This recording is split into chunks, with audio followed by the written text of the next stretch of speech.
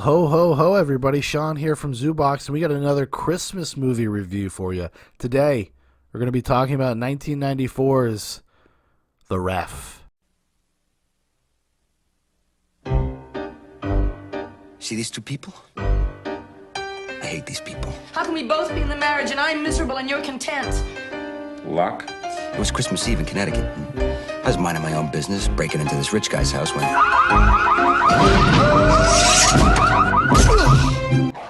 The film is directed by Ted Demme. It's written by Marie Weiss and Richard LaGravenase. It stars Dennis Leary, Judy Davis, Kevin Spacey, Robert J. Steinmiller Jr., Raymond J. Barry, Christine Baranski, Glynis Johns, Adam Lefevre, and others. The logline plot synopsis is: a cat burglar is forced to take a bickering, dysfunctional family hostage on Christmas Eve. Boy, that's really short and to the point. That's nothing compared to how I feel about the rest of their family. The TV's broke. What are we gonna do all night? Celebrate the birth of Christ. I hate this guy, his wife, these kids, and this lady. I think this is sick. You want to have sex with him?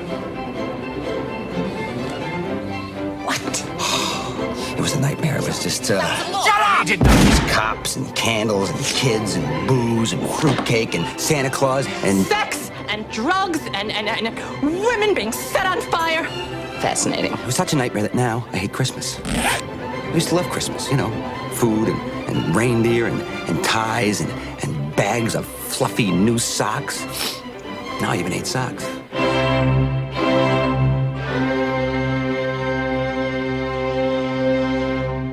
So anyways, yeah, The Ref. Where did I first see The Ref? I probably saw it on cable because it's a movie that did not do super well when it came out.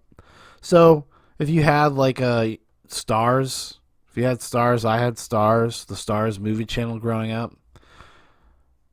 And I'm pretty sure it was on Stars like pretty frequently. I remember watching it a lot. And then I owned it on VHS. I think maybe even I bought it on DVD at some point. And I don't even know if it's out on Blu-ray. I don't have it on Blu-ray. I had to watch it. I had to rent it to watch it this time. But it had been a long time. But I'd always kind of liked it. Because, you know, like most people my age, there's probably a time in your life that you had a thing for Dennis Leary. You probably thought Dennis Leary was a pretty funny guy. You probably saw No Cure for Cancer on Comedy Central one night. You probably really liked that I'm an Asshole song. I use public toilets and I piss on the seat. I walk around in the summertime saying, how about this heat? We all did, I know. Especially if you were from Massachusetts. If you were from New England, maybe I could probably broaden that out to New England. But especially if you're from Massachusetts, because Dennis Leary is very much a Massachusetts guy, a Massachusetts-ass comic. So there's kind of a hometown pride when Dennis Leary's career took off a little bit for a while. He got into the movie game. This was one of the first movies he did. Ted Demme had directed his special No Cure for Cancer. They had also worked with MTV doing like these commercial spots. I'm not even really that familiar. I don't think I've ever really seen them, to be honest with you. But apparently that's how their connection. And Ted Demme thinks Dennis Leary would be good for this. That's how they kind of sell the movie. Dennis Leary, like I said, he's an up-and-comer. His star was on the rise. People wanted to get into the Dennis Leary business. But the movie just didn't do very well. It came out in March 1994, and those places like Stars, maybe TBS had it at one point. They scooped these things up and they put it into rotation. And we all see it. That's how everybody sees it. But it's kind of come back in esteem over the past few years. I see it on a lot of lists. And I think it was even on one of these like the 100 most underrated comedies of all time. And I wouldn't even completely disagree with that. Coming back to the movie, very pleasantly surprised by it. It's a very solid movie. In a lot of ways, it's interesting because it has Kevin Spacey. The Christmas boy, Kevin Spacey's in it. The next time someone does something you don't like, you can go on the attack, but you can also hold your fire and do the unexpected. You can kill them with kindness. Who amongst us? How dare I speak of a Kevin Spacey vehicle?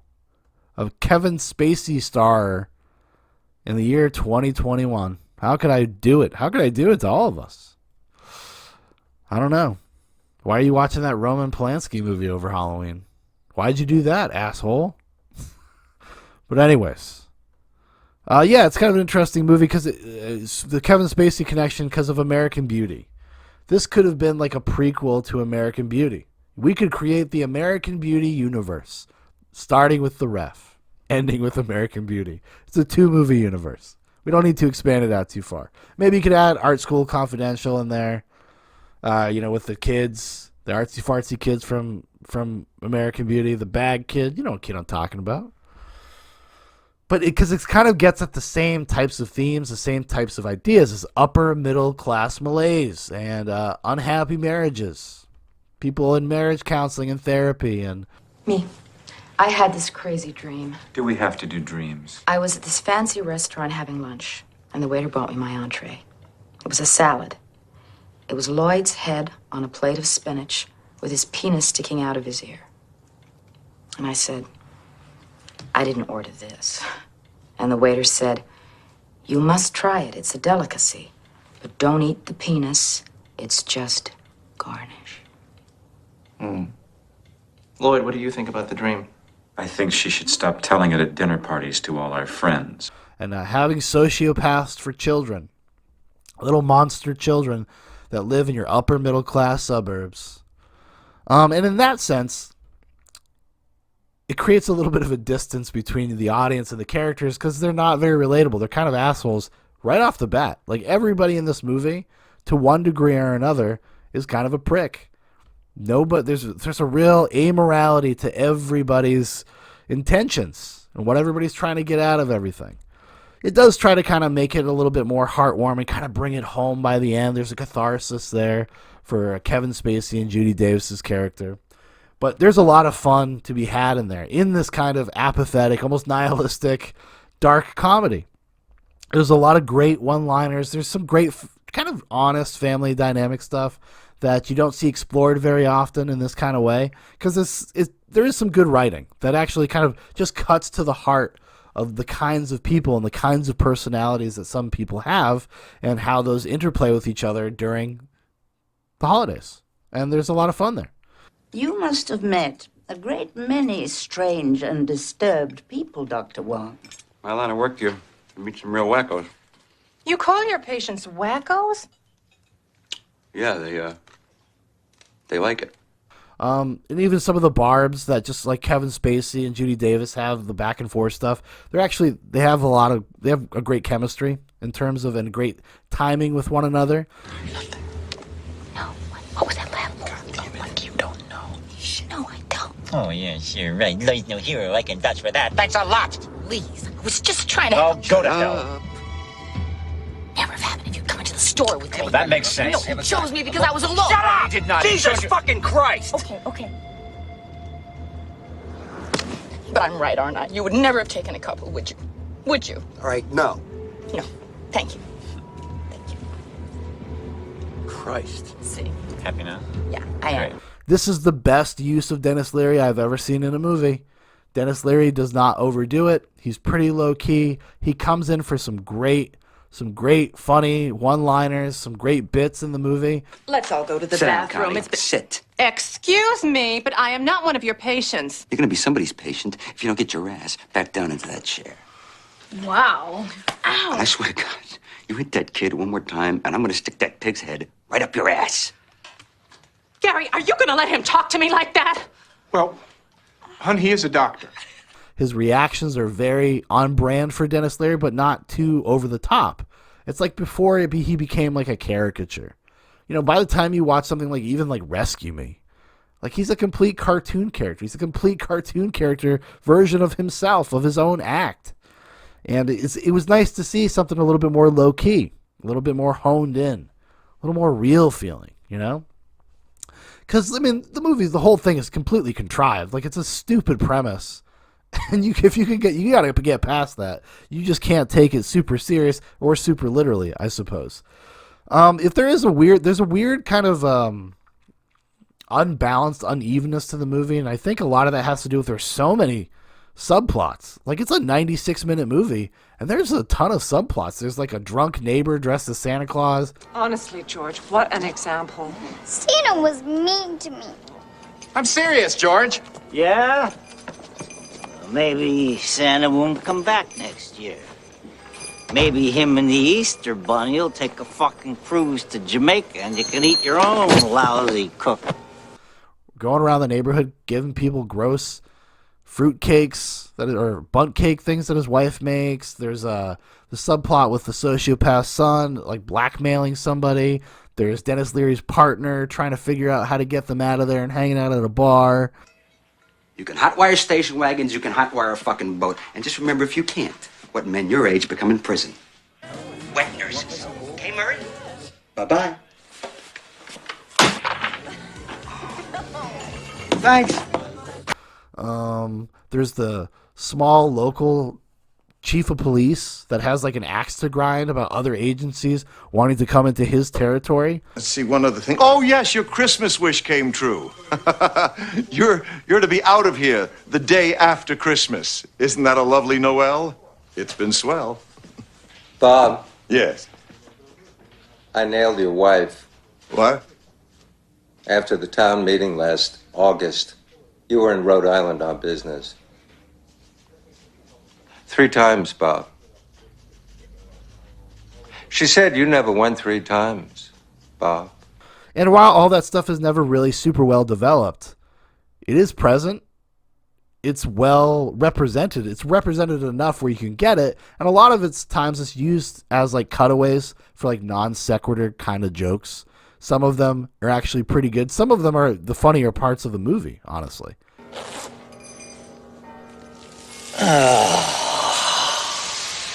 Oh, who the hell knows, wow!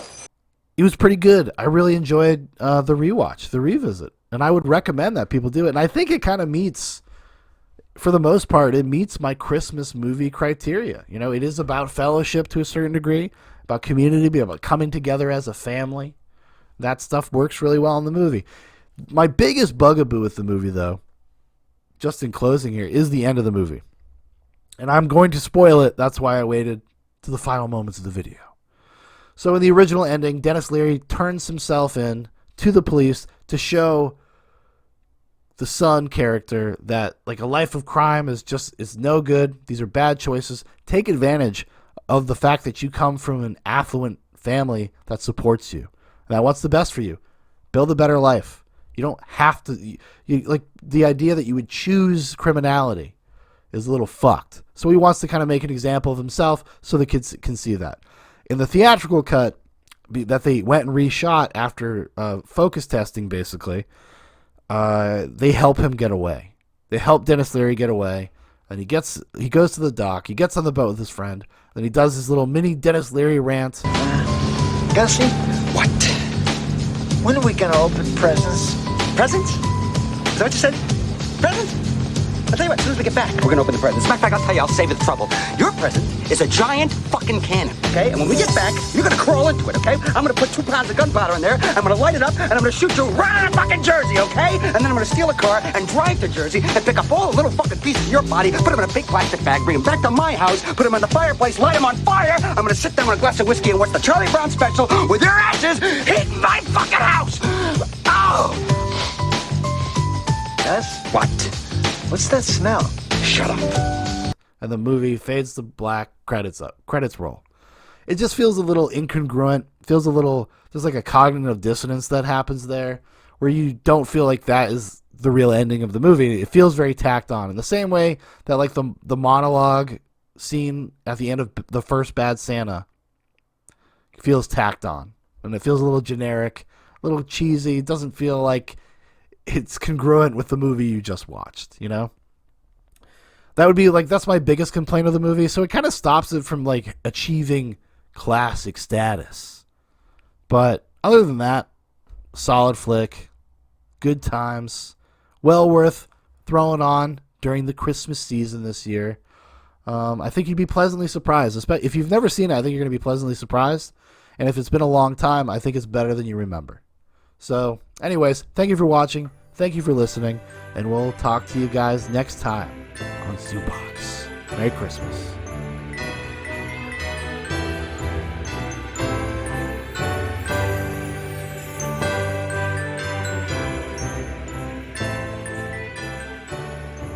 They do this to people on Christmas Eve. Well, there is a criminal at large, and they can't stop for the holidays. Maybe they'll catch him and then let him go in the spirit of Christmas. That is not the spirit of Christmas. The spirit of Christmas is either you're good or you're punished and you burn in hell.